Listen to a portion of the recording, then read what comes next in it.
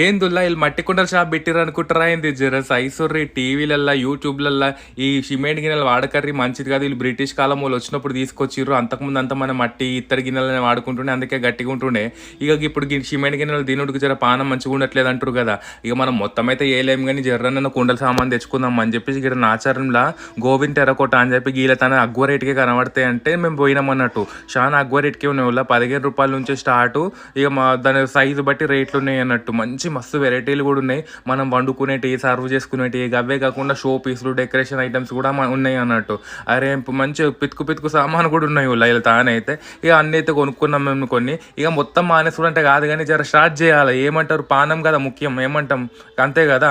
Decoration items కూడా ఉన్నాయి. ఇగ మీరు కొత్తిల్లు ఇండ్లల్లకి ఇట్లా పోయిర్రనుకోండ్రి, ఒక్కసారి ఈడ పోతే శానా సామాను ఒకేసారి కొనుక్కోవచ్చన్నట్టు. ఏమంటారు? మొన్నైతే ఎండాకాలం వచ్చిందని రంజాన్ అదే నీళ్ళు తాగే కుండ తెచ్చుకుందామని బయట పోతే 280 ఉంది. ఈళ్ళ తానైతే 180